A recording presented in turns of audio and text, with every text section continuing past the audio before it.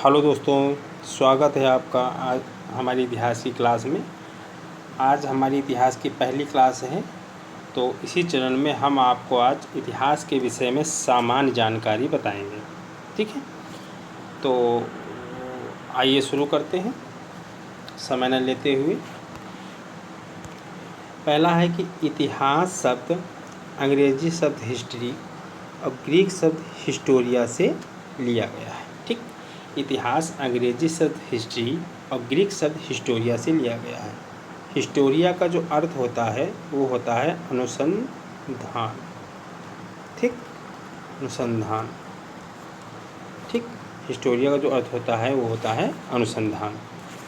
आगे क्रम में चलते हैं कि इतिहास शब्द का उल्लेख सर्वप्रथम कहाँ मिलता है, या प्रश्न पूछ सकता है आपसे कि इतिहास शब्द का उल्लेख सर्वप्रथम किस वेद में मिलता है। तो आपकी जानकारी के लिए मैं बता दूं, इतिहास शब्द का उल्लेख सर्वप्रथम जो है अथर्ववेद में मिलता है।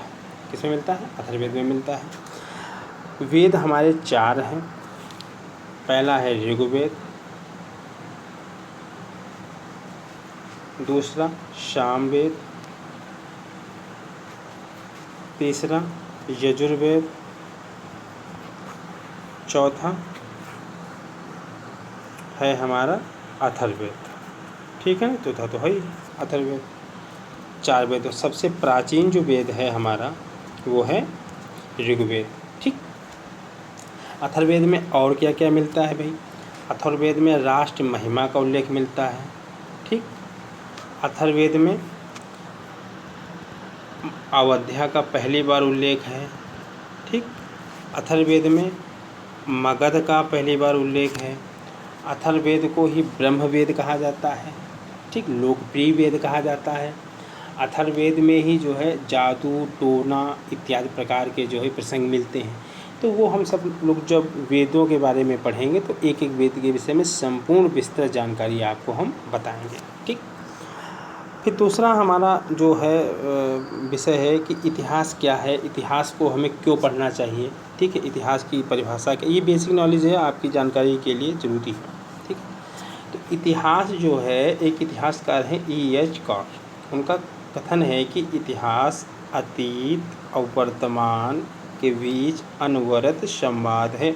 अनवरत का अर्थ मतलब होता है लगातार। ठीक है, लगातार। ठीक, इसको मतलब ये भी कह सकते हैं कि बिना रोके टोके बराबर होना चाहिए। इसको हम अगर और सरल भाषा में प्रयोग करें तो हम कह सकते हैं कि मनुष्य को अपने वर्तमान और भविष्य को समझने के लिए अतीत का अध्ययन करना जरूरी होता है। ठीक, इसी को देखते हुए कौटिल्य ने कथन कहा था कि राजा को प्रतिदिन जो है क्या लगाना चाहिए? श्रवण इतिहास लगाना चाहिए। ठीक है, मतलब एक इतिहास श्रवण लगाना चाहिए। ठीक, तो ये हो गया सामान्य बात है। तीसरा ये बहुत ज़्यादा इम्पोर्टेंट है, काफ़ी अभी रिसेंटली TGT में प्रश्न पूछा गया था ये, कि इतिहास का जो विभाजन है, भारतीय इतिहास का विभाजन है, वो जेम्स मिल ने अपनी पुस्तक हिस्ट्री ऑफ ब्रिटिश इंडिया में 3 भागों में विभाजित किया है। ठीक, कितने भागों में विभाजित किया है? 3 भागों में विभाजित किया है। और यह पुस्तक जो है कब प्रकाशित हुई? तो यह पुस्तक 1817 में प्रकाशित हुई थी। ये डेट बहुत ज़्यादा अभी डेट पूछी गई थी TGT एग्ज़ाम में। ठीक, TGT 2021 में पूछी गई थी कि हिस्ट्री ऑफ ब्रिटिश इंडिया की डेट क्या है प्रकाशन की। ठीक है, तो 1817। अब क्या क्या उन्होंने भाई विभाजित किया? प्राचीन काल यानी कि हिंदू काल, मध्यकाल यानी कि मुस्लिम काल, ठीक, और आधुनिक काल हो गया। प्राचीन काल में वही पढ़ेंगे जो है हर्यक वंश से जो है गुप्त वंश तक का पूरा, और मध्यकाल में पूर्व मध्यकाल और फिर मध्यकाल। ठीक, पूर्व मध्यकाल में 1206 ईस्वी तक, और मध्यकाल में सल्तनत काल पढ़ेंगे और मुगल काल पूरा पढ़ेंगे हम लोग। इसके बाद हम आते हैं भारत का नामकरण, कि भाई भारत का नामकरण जो है क्या है?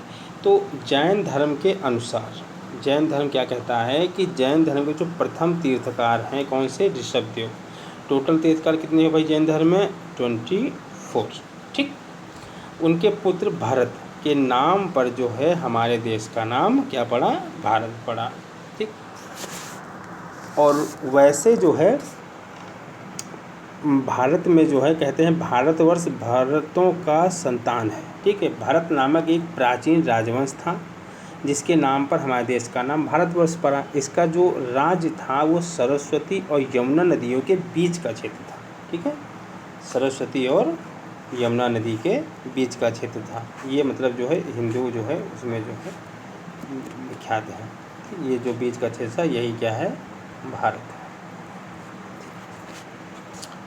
अगला प्रश्न आते हैं कि किन किन जो भी भारत में जो भी इतिहासकार आए, जैसे यूनानी आए, चीनी आए, ठीक है, कई इतिहासकार कई देशों के आए। ठीक है।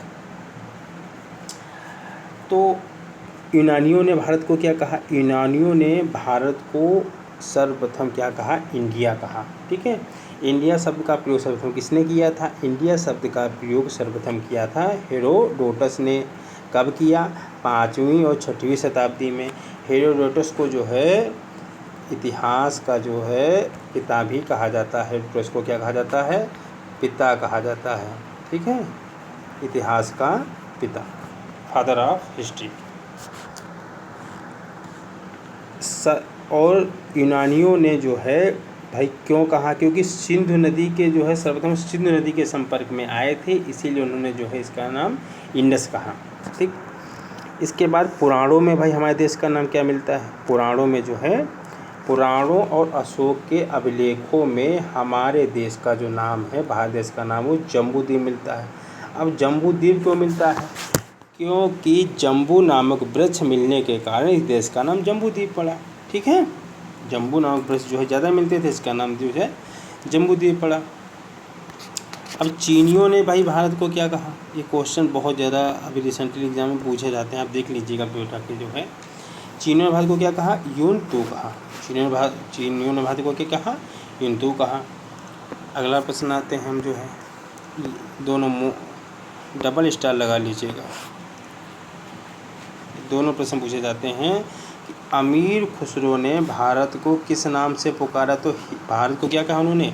हिंद कहा। क्या कहा भाई? अमीर खुसरो ने भारत को हिंद कहा। अमीर खुसरो ने भारत को हिंद कहा। और इसामी ने क्या कहा? हिंदुस्तान। तो अमीर खुसरो ने हिंद कहा और इसामी ने क्या कहा? हिंदुस्तान। ठीक। जब आर्य जब भारत आए तो उन्होंने इसका नाम कहा सप्तसिंधु। सप्तसिंधु को कहा क्योंकि 7 नदियाँ जो है 7 नदियों का समूह था, इसका नाम जो है सप्तसिंधु। नदियों के बारे में हम उल्लेख जब आपको पढ़ाएंगे उत्तर वैदिक काल, तब उसमें जो है नदियों के बारे में संपूर्ण जानकारी आपको हम देंगे। ठीक। बृहत्तर भारत की अवधारणा कहाँ मिलती है? मत्स्य पुराण में मिलती है। ठीक। तो ये हमारे आज के कुछ मूलभूत छोटे छोटे प्रश्न थे और जिनके उत्तर से आपने पढ़ा। तो चलते हैं। जय हिंद जय भारत। मिलते हैं नेक्स्ट क्लास में नए जोश के साथ। जय हिंद जय भारत।